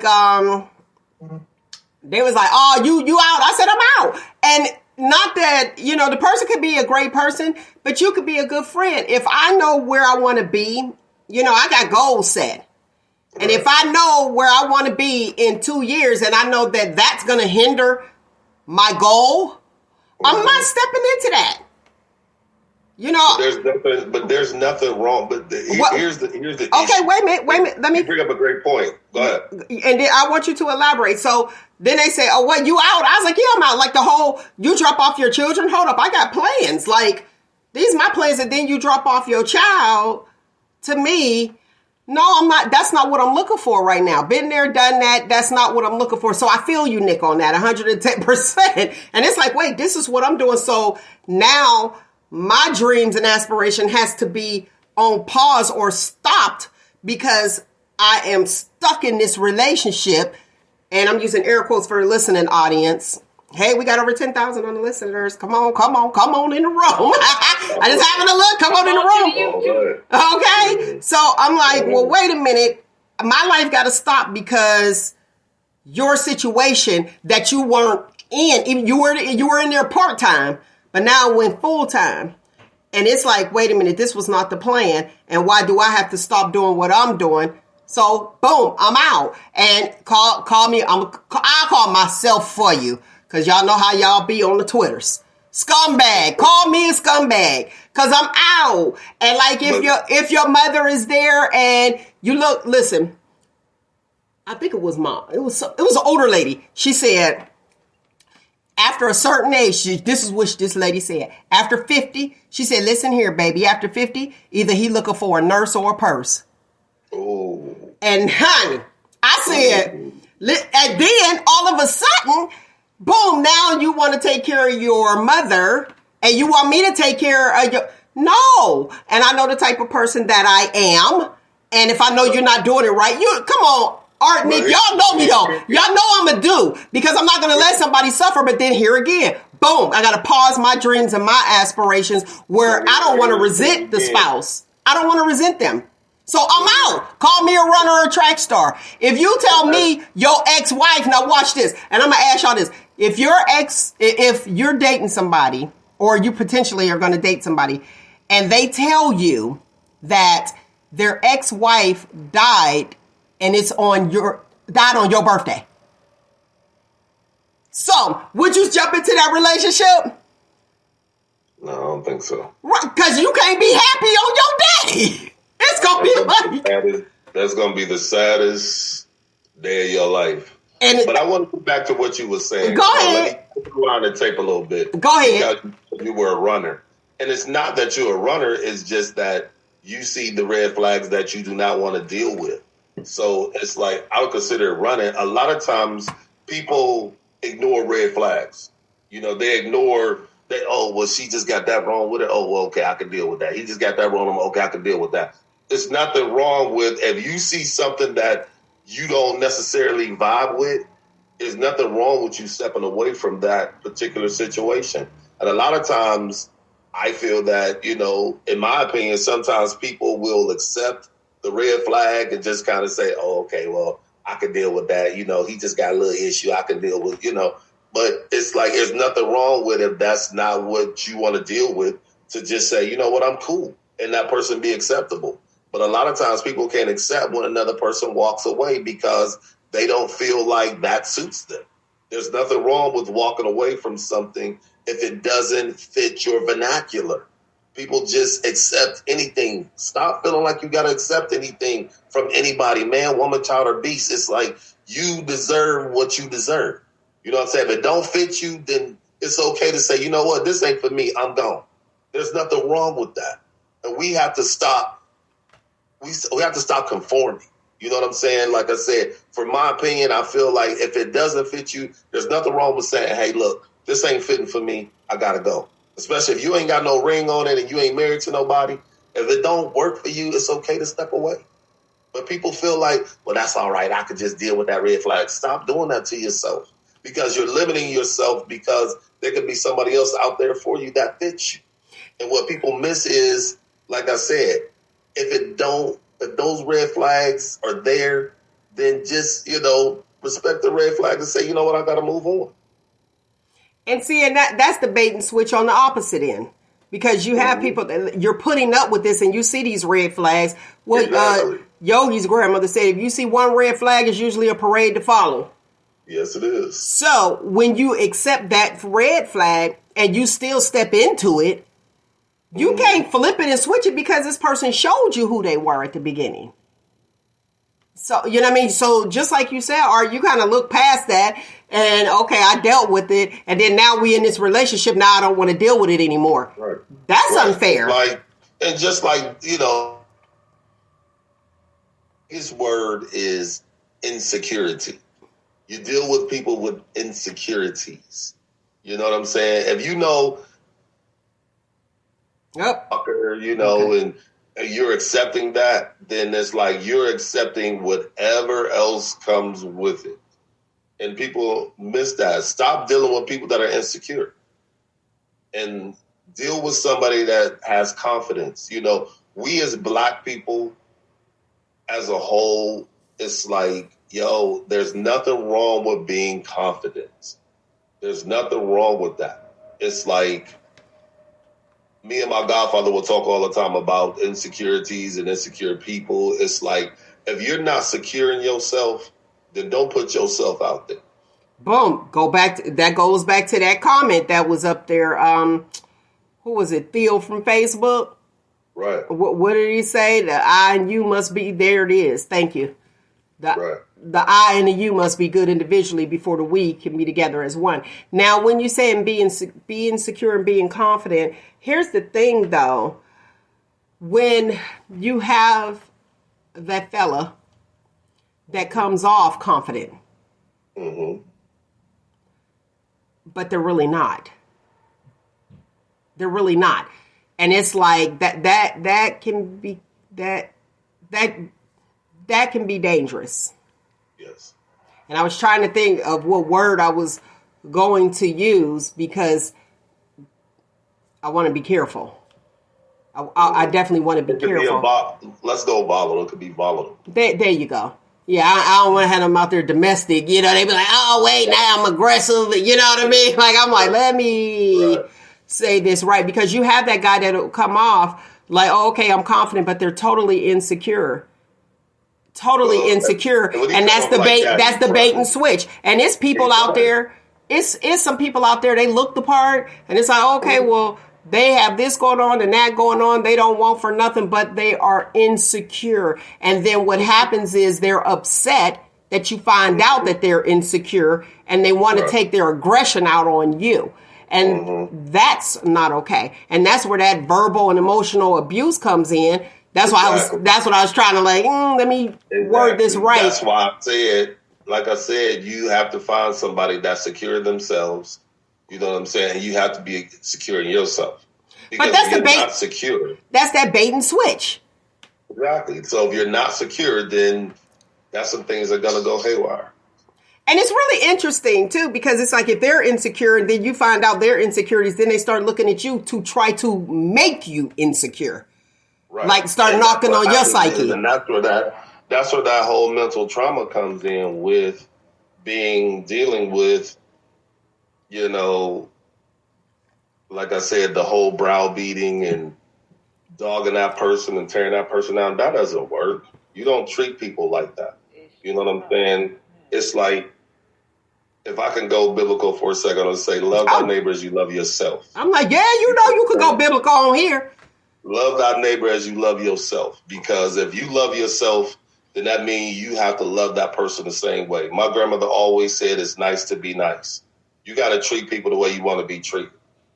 And that's 100 all the way across the board. Because I don't allow nobody to disrespect me and come in me any kind of way. My mom and daddy don't disrespect me, so I'll be doggone if I let another man, woman, child, or whoever come disrespect me. Because I don't disrespect people unless provoked. So it's like when it comes down to it, you have to respect the person and where they are. Nobody is perfect. We all have our hangups. We all have our issues, but it's how we work it out. That's the way I feel about that. Now, here's the thing with loving thy neighbor as thyself. You can do that, but they may not have those same values or morals, and they won't treat you right. So do you stay in that relationship if you are not there? And when I say if you are not there, hear me, and I meant to say that, do you stay in that relationship if you are not there? So we know as female, I can tell you this as females, when we check out, we already checked out, and we checked out. So you're like in it physically, but mentally you're gone. So do you stay in that situation because you're loving thyself as thy neighbor? Love thy neighbor as thyself? Meaning, and in this part, your spouse or date and be in a bad situation and not happy just because of that? What I mean by that is... No, I know what you meant, but I know what you mean. I do, but I'm just asking. I'm just saying, like, love, you got... And, like, a lot of times there's, people get respect twisted. You know what I'm saying? It's like you got to respect the person and just treat anybody any kind of way. You know what I'm saying? A lot of times people don't have no respect for each other anymore. We have lost a lot of things. Morals and values are like not like it used to be. You had respect for a person. You treated the person kind. You treated the person with love, and you treated the person with respect. You know what I'm saying? The way people are nowadays, it is terrible. How people just treat each other and just dog each other any kind of way. And they think that that's okay and it's not cool. Like I said, I'm not perfect, but I do know how to respect and treat a person because of the way that I was raised. The way that I was raised was that you treat people with kindness and love, and you know what I'm saying? And that could be reciprocated. You know what I'm saying? But today's society is not like that. When I look at the internet, it's sad. It's sad and it's terrible how people just don't care and just do anything. You know what I'm saying? You have people that want to do right, but then they're pushed to do wrong because of sometimes how they're treated, how they're bullied, how they're spoken to, So they're pushed to do wrong because of somebody else's actions? Or how they were treated by someone else? Sometimes people black out. It goes back to mental trauma again, because you have people that have been through mental trauma. And like I said, you don't know where a person's mindset is, where that action could have came from. It could have been from a past bully in their life. It could have been from a past abuse. It could have been from anything. So when does that come out? When is that question? When is that released to the person that you are potentially dating? When do you share that information? Or do you share it? Because back in the day, we used to look in the cabinets. Now ain't nobody going to each other's houses because they don't trust everybody. But before, you used to look in the medicine cabinet and be like, oh, Trazodone, what? 150 3 times a day. Okay, what's going on? When does that come out?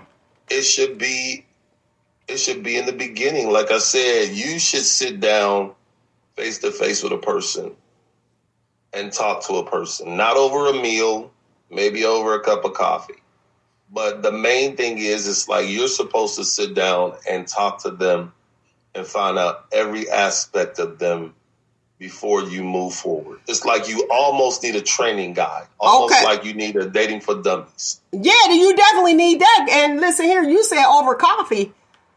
Mm-hmm. That's a good idea, because you see how amped up they're going to be. Let me see what they're caffeinated. They get decaf or caffeinated. They got caffeinated, you're going to see exactly. Oh, this is how they amped up. Yeah, because that tells the whole story of how it affects a person. So like I said, you almost need a guide to sit down with a person and ask that person, because there's so many different aspects of the relationship nowadays. Hey, have you had any unusual sexual experiences? They might at one point in time, they might have experienced with being gay. You got to ask those questions. Okay, wait, Nick. How do you ask that question? Just the way I asked it. What? Are you bi? Sexual preferences. Thank you, Nick. Thank you, Nick. Yay! See, Nick said that good. But even with that, they may not even tell it like that way. Well, I had somebody told me, they was like, I'm not all into the hanging from the chandeliers. Well, it must be heavy. And listen, I was laughing because I was like, where'd that come from? But okay, I thought that was funny though. That's my homeboy. But he said that. He was like, yeah, I had to tell her I ain't into the chandeliers. So in my mind, you already know me. I'm like, right. Oh man, what kind of encounters did you have? Right, exactly. Like what? But he said the chandelier might have broke. He might have hurt something. He might have landed wrong. So it's all how you do it. Listen, I used to hang out at this store. Boom, he might have hit the headboard or something. Let me tell you, head for the white meat. So I used to hang out at this one store, right? This dude, rest his soul, he going on, but I ain't gonna say his name.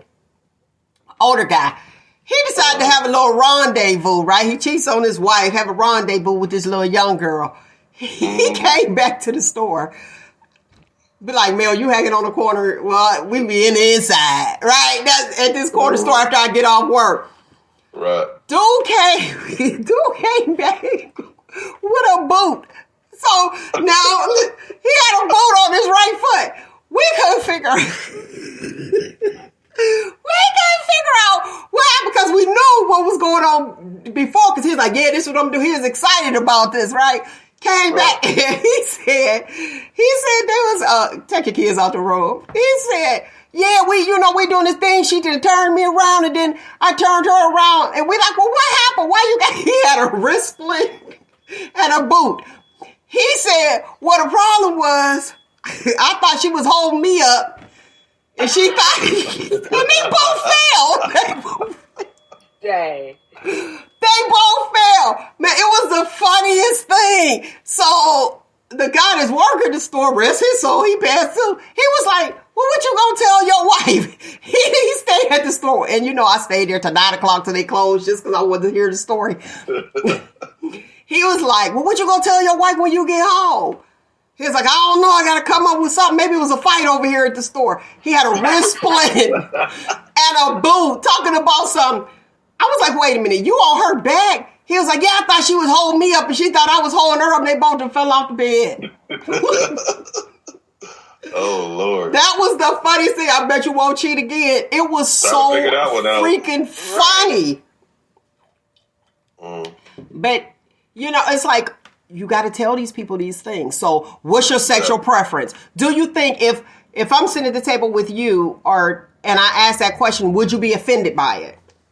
No, I would not, because I'm a person that, I'm an open book. I'm a conversationalist. So for me, it's like no question is a dumb question. Okay. You can always, I feel like you're supposed to know every aspect of that person. What their favorite color is. What's your favorite movie? What's your favorite food? What are you allergic to? You know what I'm saying? Now that should be on the first date. That should be on the first date. Exactly. What's your allergy? Those are things that you need to know. You need to know every aspect of a person because like you said, you don't want no surprises later. You know what I'm saying? You don't want to kind of find out they're a serial killer down the line. You want to know from the beginning. If you are trying to vibe with somebody, if you're trying to be with somebody, you want to know every aspect of their life, and there shouldn't be no holds barred. They should be able to ask you just as many questions as you ask them. But what happens in today's society, nobody asks questions anymore. They text. What's up with this text? Text or phone call over 40? I believe phone call. Phone call. Phone call, we grown. We grew up on the phone. Come on, Mel. Yes. You remember the 3 ways. Okay. You know what I mean? Mm-hmm. So we grew up on the phone. So it's like, no, don't text me, call me. Because I believe that, hearing a person's voice, actually explains, you get a better understanding when you hear a person's voice, an expression, a laugh. Like I said, we've gotten away from certain traditions. Like one day it came to me, I was out of nowhere. I heard the old Ohio Bell commercial. Reach out and text someone. Mm-hmm. Reach out, call up and just say hi. I heard that commercial in my head. Okay. Now, how long ago was that? You know, my whole thing of it is that we still have to reach out to one another. You know, all this technology is cool, but a phone call will never override. A phone call will always override a text any day because you can hear a person's expressions. You can hear them laugh.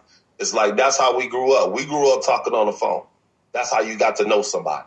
Okay, so is it a red flag if he or she just texts over 40, dating over 40, or getting to know each other? Is that a red flag? Because they grew up on the phone too.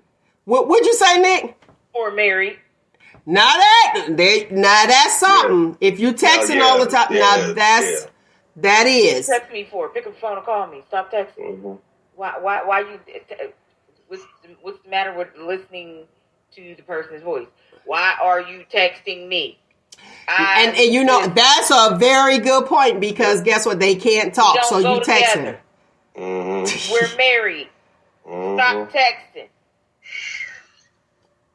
Well, yeah, if you texting somebody, they probably are. There's probably some underlying issues. They might be at work too, though. But all the time, like you can't pick up the phone to call, and it's just a text. That is a phone call is that direct communication. You know what I'm saying? Because you hear that person's voice, tell that person what you need to tell them. Like I said, communication is key. Mm-hmm. You know, and like I said, if you over 40, you should not be texting unless you at work, unless you got that type of job. But if you could pick up the phone, you pick up the phone and you make a phone call. If you over 40 and married, you shouldn't be at your mama house texting. Now, guess what? That's a huge red flag because I ain't married somebody that's you can't text at your mama house, so that means you ain't even allowed to talk to me still. You ain't allowed on the phone yet.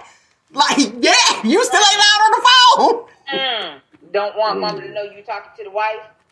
Oh, no. We not going to do that. We not going to do that. No, we not going to do that. Stop the record. Look. Shots fired. Well, we got to... We go. Shots fired. we go. That's part of the lonely. Listen, married and lonely. That's part of it. But you know what? And we only getting one side of it, and I don't even care to know any of the other side or any side, to be honest with you, because I don't get into folks' marriages, and that's where we have to say, okay, don't involve me, don't include me, because I'm going to tell you, there's people that'll tell you they'll poison your mind about their spouse. And they mad because they going through or they're upset with their spouse at the time. And I'm not speaking, to you, Nick. I'm just saying in general. And then they get back with that spouse. And then since you forgave your husband, we supposed to forgive him, but you told us all the bad things about him. That's a hard place to be in. And then when they're back together, it's like, oh, okay, well, we gonna come over. No, we still mad about everything, how he did you. You know what I mean? And that's when you include other people in your relationship, which you should not. And not you. I'm not saying you. I'm just saying overall. What I tell a friend is whatever situation you in with your spouse, can't nobody, at the end of the day, that is your spouse, and can't nobody get mad at you for, even though you know the situation, can't nobody get mad at you for getting back with your spouse, because at the end of the day, that is your spouse. Yes. Exactly. And I always tell, a friend that at the end of the day, I can't be mad at you for getting back with your husband. I can't. Because, number one, that ain't none of my business, because I got my own business with mine to tend to. So I can't be mad at you about getting back with yours. It's all about what you can tolerate. Y'all stood before God and man or whoever, and you said your vows till death do us part. And that's part of it. That's what that means. So the good, the bad, the ugly, or whatever. Y'all have, and no marriage is perfect. No marriage. Everybody has their period of, like they say, that 7-year itch. So everybody has that period that everything is not going to be perfect. So what I look like getting mad at you about getting back with yours? Only a jealous person would. I'm still having problems with mine, and you back with yours. Nah, that's not how we rock and roll. Now, let me say this. You said only a jealous person would. Here's where the issue is. When you're married and you talk about your issues with other people, that's the problem. Because if you didn't involve other people wouldn't have anything to say. Yep. So that's and that's where it's like gotta keep out your marriage. It's like you allow when you the conversation, like I said, my favorite equation is between the 2 and the 4. Between the 4 walls, between the 2 sheets. That's where your conversation's supposed to stay. It shouldn't go outside of your house. Shouldn't go to your mama's house. That's for you. Shouldn't go to your cousin, your uncle, your girlfriends, your boys. That's supposed to stay in house. Period. It should not be outside the house. Nobody else outside the house should know what's going on in your house. And nobody should come in your house and be in your business. Now, and you're right, and I agree with you on that. Except for who, Nick? Your therapist. Your therapist, exactly. Counselor. Whether exactly. it be your pastor or whether it be the one that got that doctorate, that doctorate degree to do that. That's right. Yeah. Like, it should be truly confidential. I believe in counseling. Like, and it should be. The things you got to stop putting, you'll hear over and over, don't let people in. That's the advice they have. Don't let other people in your marriage. Right. Don't open the door for those other people to come in your marriage. Because once you go talking about your spouse or your significant other, you just opened the door. Yeah. So it's like, just don't even do it. Don't do it, because I'm be honest, most people, and you have those out there that'll be like, oh, okay, you with your single friends, where they man at? And they automatically go on the defense. When the single friends is telling they married friends, girl, you better, ain't nothing out here. See if you can work that out. So everything is not all bad. But that's true. That's true friends. Because you got some women out here, and it's funny because I heard Sinbad say a long time ago, he told his wife at the time, he said, ladies, stop telling your girlfriends what your husband do for you, because they're living through your fantasy. Yeah. So, and then when they get them, they be like, oh, I didn't get everything that she got because she's a different person. Right. And I feel like you're supposed to hang with more. Sometimes and sometimes not. I mean, I like that. But the old bait and switch, listen, either way it go, because you have narcissists, and honestly the world operates like that. You got your givers, your takers, your narcissists, your empaths, so it's like, who are you balanced with? What are you willing to tolerate? Is this something that you know that you can deal with? Is it fair to present your representative, and then once you get into it, you be like, oh, wait, the bait and switch? Because now when you look at, once you get older, you don't need 2 and 3 years, 4 years to be together to say, okay, if I want to marry this person or not, especially if you've been married before.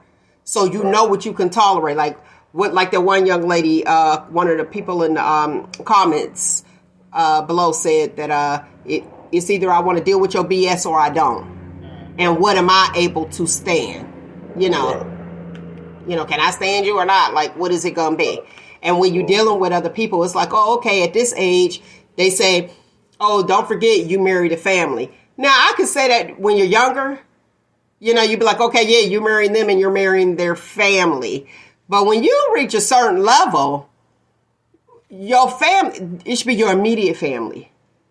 Not your aunt, your uncle's like, yeah, I'm all with them. And yes, I married the family. And I seen you look or like married the family.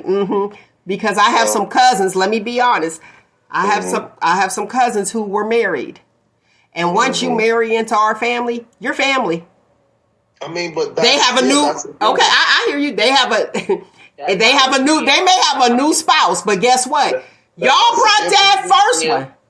Not to give it. I mean, that's the traditional part of it. It's like when I feel like this: when you marry the person, you marry the family. It's not I just married that person. No, they had relatives, cousins, aunties, uncles before you. But so the thing of it is that watch this though. When you hit 40 and up, and I'm just saying 40, but it's usually like 50 and up, you're married to that person because guess what? The family living their own lives. But when you're younger, but they still have relationships. Well, yeah, I understand what you're saying. But when you're younger, it's the whole family. Think about it. The whole family. That's the package deal of it. Like, like for me, it's like, no matter what, their family. If I've had children, and my now that's a point. When you have children, you forever family. Have 3 sets of grandparents. They got 3 sets of grandparents. Mm-hmm. So it's like that is automatic. Period. I'm sorry, but it's like you can't just marry the person and not deal with the family. I have a whole problem with that because I've seen that before with family where they just married the person and said basically screw the family. See, not like that. Not like you don't want to deal with the family or you isolating them. That's not what I'm saying. But when you're older, because you said when you had children. Once you have children, you are family. Like you could be divorced, whatever. That you at every family reunion, cookout, you are family. But it depends on the person too, how oriented they are with their family. But watch this. Yeah, I understand that. But when you get older, like I'm not looking at your family or trying to like, oh, okay, well, the family likes me. I'm going to go ahead. Because see, think about it. We all of us have been married young. And it was like, okay, the cousins, the boom. And we had to pretty much had to get the approval of everybody, second cousins, all of that when you're younger. When you get older, it's right here. And do you really care about what your sister or brother say about a person and you like 50? It's about what you want. Still do. Some people still do because that's a problem. It depends on the tightness of the family.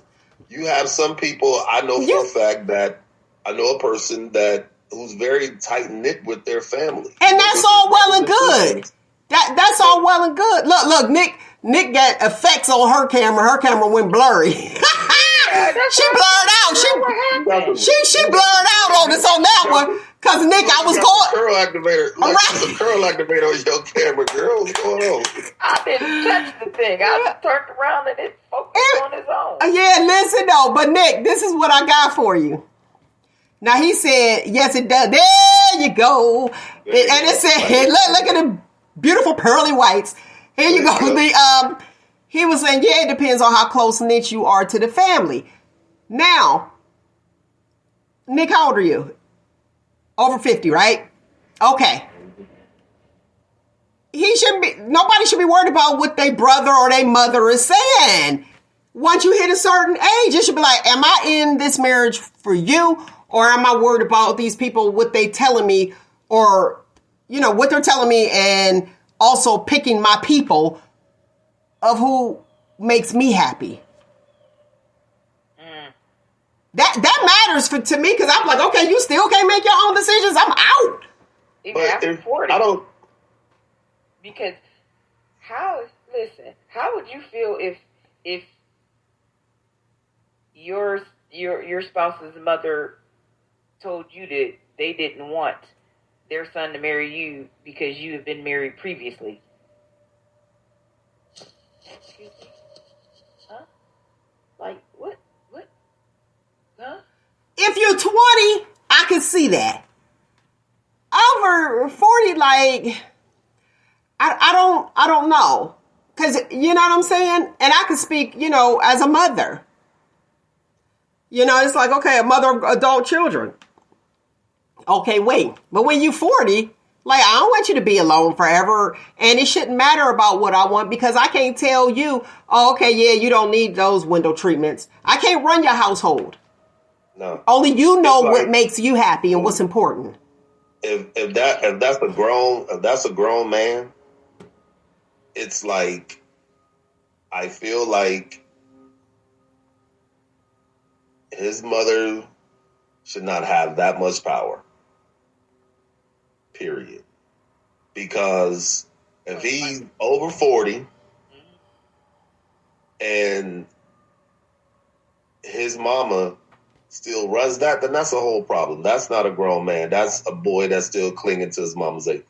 And how do you go from, as a mother, while your son is dating someone, oh, that's my girl, to when you find out they get engaged and get married, then all of a sudden you flip the script and that two-face come in, that fakeness come in. How do you do that? How can you do that? I just don't understand.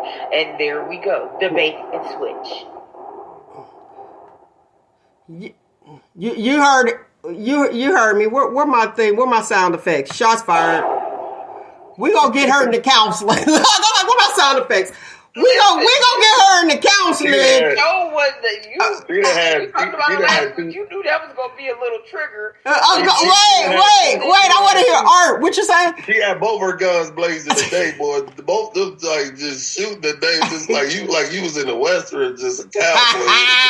But I mean, it still goes in on foot. She didn't got a horse. She just on foot, like pow. She just gunslinging today. You officially Nikki the gunslinger today. It goes along with the topic, and I'm. It does. If somebody don't want nobody to know, trust me, you will not know.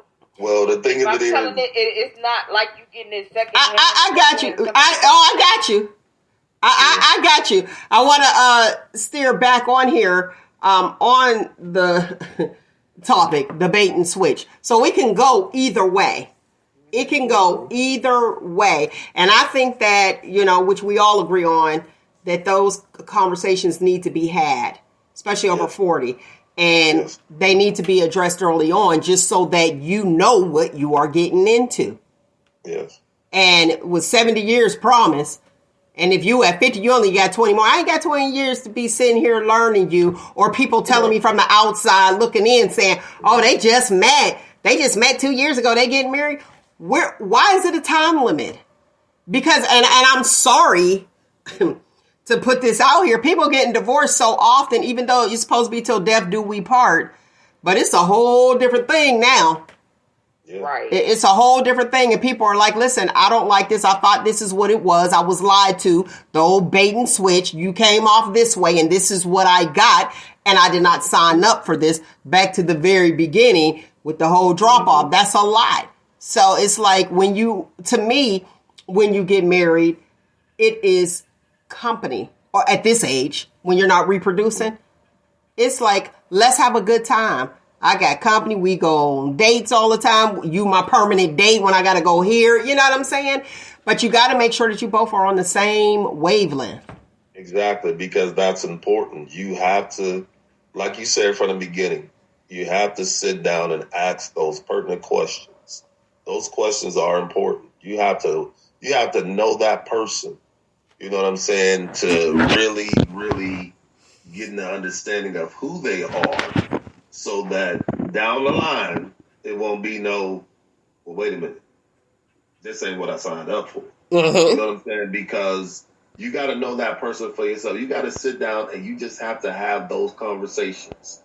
You got to have those conversations to the point that you all understand and that you all know. So there is no question of later on. You know what I'm saying? And people have shied away from just sitting down, like I said, just having a cup of coffee and just having a conversation. Not about, it shouldn't be about a sexual thing.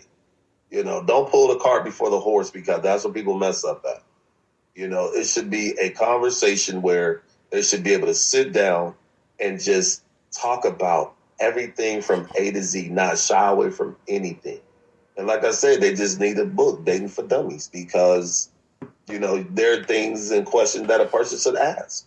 They should know before they get to the table, hey, let's make a game out of it. Let's have question night. But a lot of people don't like questions. Because if they don't like questions, because they're hiding. They hide. Ooh. They are hiding something. Period. Because if that's what they're doing, if they don't like questions, then it's like you, Mel, up, we got to go. Close this case. We out. I'm out. That's it. I should have that plan. If they can't answer questions and you all are supposed to be trying to vibe, you're supposed to be trying to date.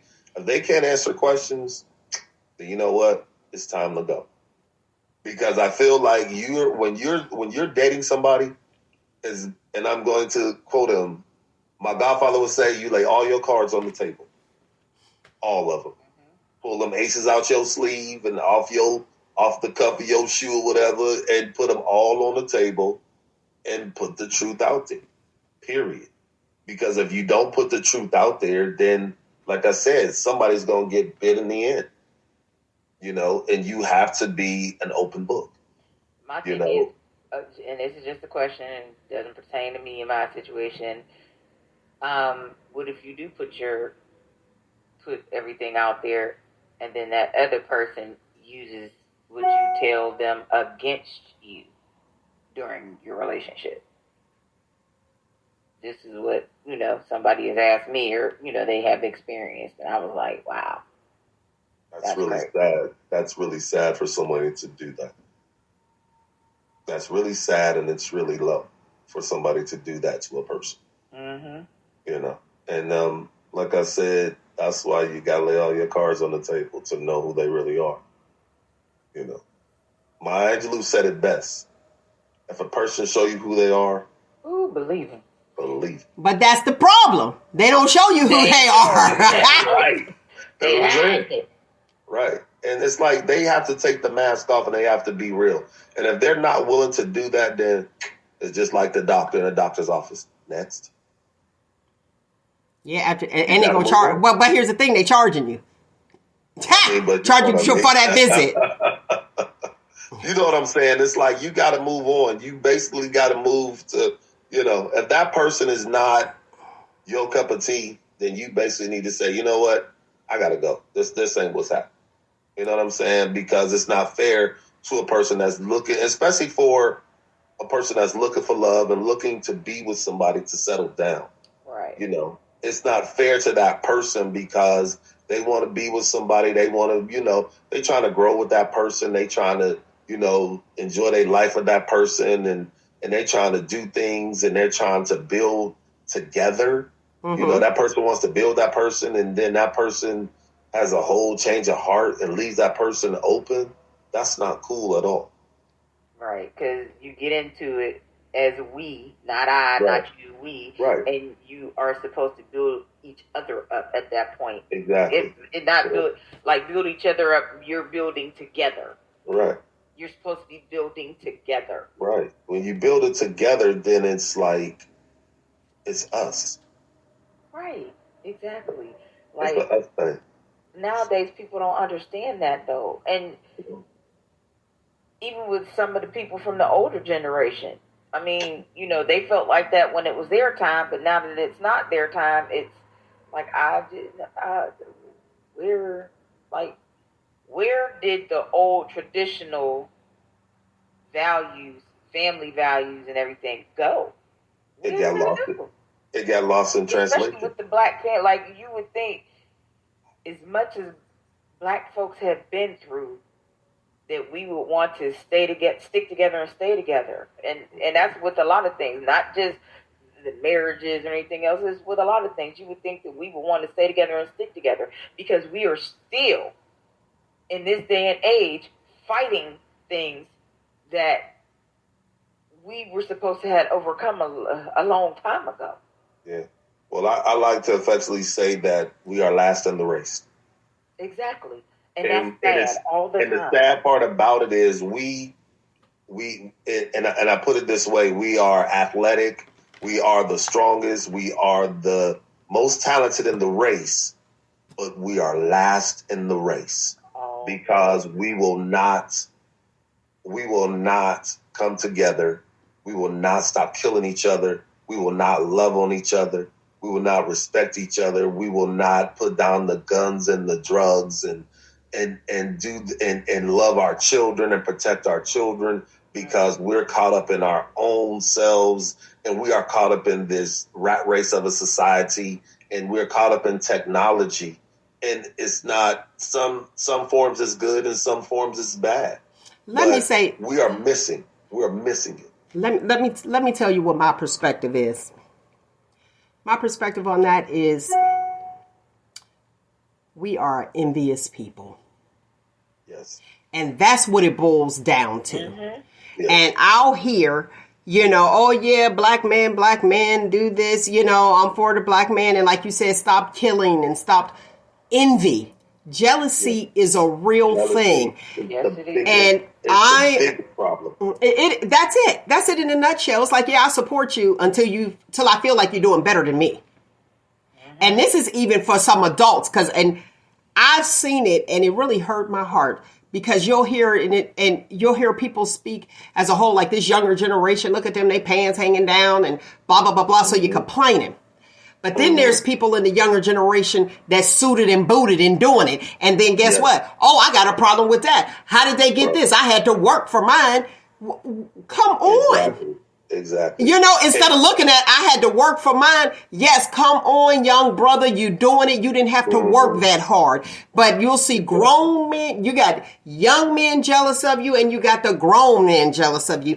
And that young child is looking at you as a role model and was like, boom, look, I see how you dress. I want to look like that. And then, bam, they looking like that because all of them don't have their pants hanging down. And you got a problem with them because these young folk got what? More swag, more confidence than you had at that age. You want them to work. That's that the game is sold, not told. Come on, man. We got to do better. But listen, we have come to the end of our show. So guess what? Guess what? I want to say thank you to today's co-host. So y'all give it up to the hostess with the mostest, RB.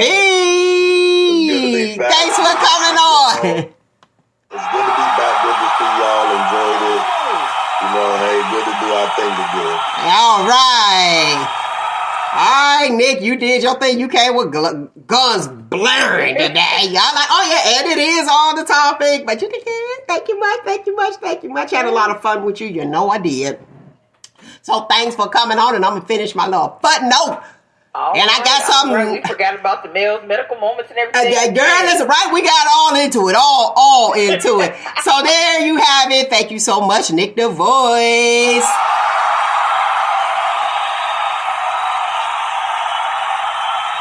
All right, lovely people. Listen, today's topic was the bait and switch. How do I know if I'm even ready to get married again? Let me give you a few tips on that after divorce, okay? So first of all, you find yourself thinking less about the past and what happened and what's going on today. Boom. Another one. You look at the person and you're struck by their beauty. You're like, okay, wait, maybe this is it. Boom. Another one that there is, you feel good about yourself. The endorphins is going, your happy hormone, okay? Another one, you have accepted what has happened in the past and not blaming yourself or the other person. You let it go. Why? Because somebody else has caught your attention. All right. And you also like yourself. You know what I mean? So here's the deal. If you are ready to date, go ahead out there and date. Go out there and date. Ask those questions. You heard the co-host. No question is off limits or too early to ask, okay? So ask those questions out there. Be in love with the idea of being in love and know that you don't have to die alone. But I will tell you one thing, and I'm going to give you these stats like I did early on. People are enjoying dating and are not getting married. 48.2% are singles by choice.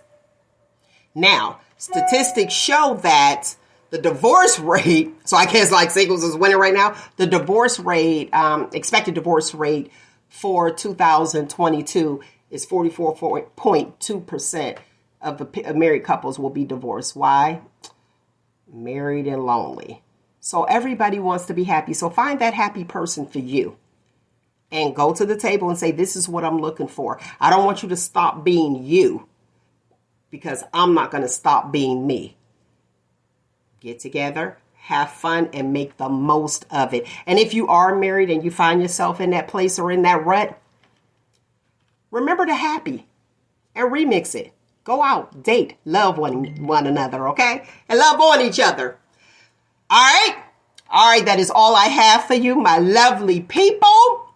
Make sure you like, subscribe, and comment on all social platforms wherever you are. And thank you for listening. I'm on every podcast, on your favorite podcast. So whichever one that is, just check out your girl, Shop Talk with Mel. If you would like to donate to the broadcast, you could feel free to do so. And that information is right here below. So if you feel like you want to give in a loving mood, there you got it. And it goes toward the broadcast.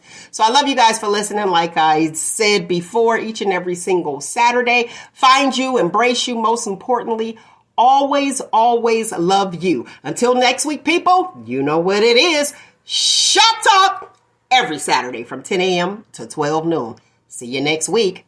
Peace.